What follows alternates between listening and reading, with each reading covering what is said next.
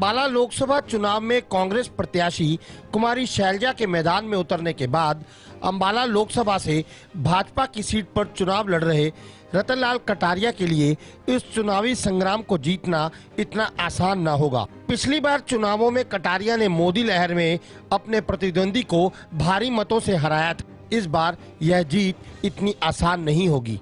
मोदी लहर का असर इस बार के चुनाव पर भी पड़ेगा, लेकिन कटारिया का मामला थोड़ा विपरीत दिशा की तरफ चलता दिखाई दे रहा है।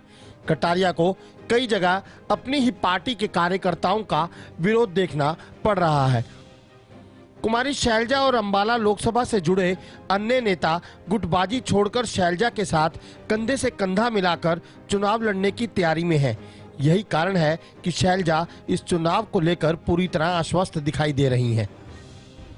कांग्रेस पार्टी ने, राहुल जी ने विश्वास जताया है एक बार फिर, ना सिर्फ मेरे पर लेकिन पूरे समस्त अंबाला के कांग्रेस जनों पर और अंबाला के लोगों पर। और मुझे पूरा विश्वास है कि हम सभी लोग जनता की उम्मीदों पर खरे उतरते हुए मैदान को फतेह करेंगे, सभी मिलकर। Thank you. कांग्रेस के सभी नेता यहाँ पर हैं। थैंक यू सभी। मुझे बहुत खुशी है, ये कांग्रेस पार्टी है, सभी एकजुट होकर चुनौती को स्वीकारते हैं। कटारिया और विज के बीच मतभेद है, इसे लेकर खुद कटारिया ही सार्वजनिक मंचों से मोहर लगाते दिखाई दे रहे हैं। हाल ही में अंबाला छावनी विधानसभा क्षेत्र से कटारिया को बड़ी जीत हासिल करवाने के लिए अंबाला छावनी में अनिल विज ने पन्ना प्रमुख सम्मेलन का आयोजन किया और सम्मेलन में हजारों की भीड़ भी जुटाई, जिसे देखकर कटारिया गदगद हो गए।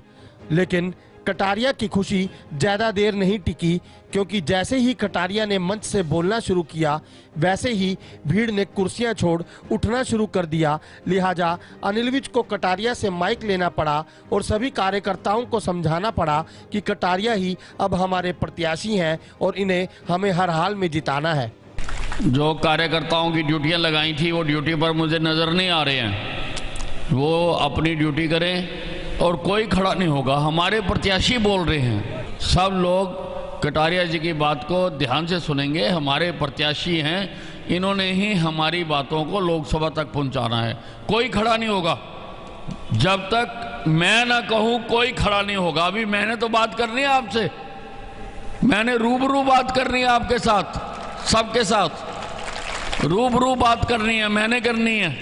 ये हमारे पास आए हुए हैं, तो आप इनकी बात को बहुत सम्मानपूर्वक, बात को ध्यानपूर्वक सुनेंगे। कोई कार्यकर्ता उठेगा नहीं बीच में से। धन्यवाद।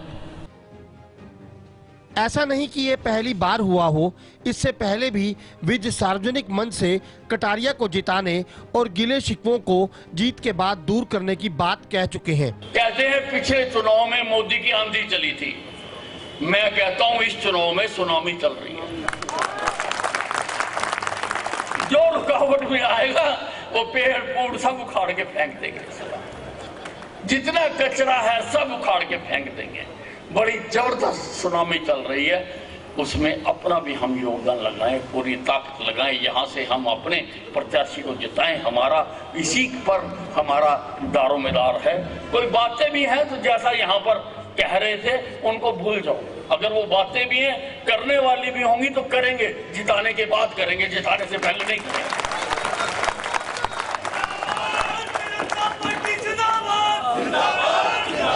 करेंगे, जरूर करेंगे, लेकिन जीतने के बाद करेंगे, पहले कोई बात नहीं करेंगे। पहले एक ही बात है कि हमारा उम्मीदवार लाखों की वोटों से जीतना चाहिए। सही मायने में तो कटारिया को भी इस बात का पता है कि अंबाला में बीते 5 सालों में उनकी गुमशुदगी के पोस्टर लगते रहे हैं और जनता के साथ साथ उनके अपने कार्यकर्ता उन पर अनदेखी और गुमशुदगी के आरोप लगाते आए हैं। कटारिया को यह भी खूब पता है कि अनिल विज और उनकी साफ छवि उन्हें एक बड़ा वोट बैंक दिलाने में अहम भूमिका निभाएगी। ऐसे में विज द्वारा आयोजित पन्ना प्रमुख सम्मेलन में कार्यकर्ताओं की नाराजगी को दूर करने के लिए कटारिया को सार्वजनिक मंच से यह कहना पड़ा कि उन्होंने संकल्प लिया है कि वह आइंदा ऐसा कोई मौका किसी को नहीं देंगे जिससे अनिल विज और उनको लेकर किसी को भी कोई बात करने का बहाना मिले। और फिर बहुत सी बातें आएंगी कि सफाइयां दे रहे थे, फलाना कर रहे थे। लेकिन मैं आप सभी कार्यकर्ताओं के सामने अपने इस संकल्प को दोहराता हूं कि जहां मैं देश की सेवा करूंगा, मोदी के साथ कंधे से कंधा मिलाकर खड़ा रहूंगा। आइंदा के बाद ये भाई अनिल विज और मेरे बारे में जो कोई बात करता है, मैं अपने जीवन में किसी को आइंदा के बाद ये मौका नहीं दूंगा, नहीं दूंगा, नहीं दूंगा। ये मेरा संकल्प। कटारिया जी ने खुले मन से जो कुछ कहा वह तो आपने खूब सुन लिया, लेकिन जब कार्यक्रम के बाद पत्रकारों ने कटारिया जी से अनिल विज को लेकर मतभेदों के सवाल किए तो कटारिया जी तैश में आ गए और उल्टा मीडिया को ही पाठ पढ़ाने लग गए कि मीडिया को क्या दिखाना चाहिए और क्या नहीं। लेकिन वह यह भूल गए कि पार्टी के कार्यकर्ता और जनप्रतिनिधि होते हुए उन्हें भी एकजुट होकर काम करना चाहिए और पार्टी में आपसी फूट के किस्से और कहानियां सड़कों पर नहीं लाने चाहिए। मैंने ये कहा है कि राजनीति में तो हम दोनों बाद में आए, हमारे संबंध जो हैं 40 साल पुराने हैं। ये जो कई बार बात उठती है, जो लोग कुमारी शैलजा हुड्डा साहा में जब कार्यक्रम हुआ था तो जूतम जूत हुए वहां पर और सारी दुनिया ने उनका झगड़ा देखा। कोई माई का लाल पिछले 40 साल में एक सुई जितनी बात भी बता दे कि भाई अनिल विज की और मेरी आमने सामने कोई एक सुई जितनी बातचीत भी हुई हो।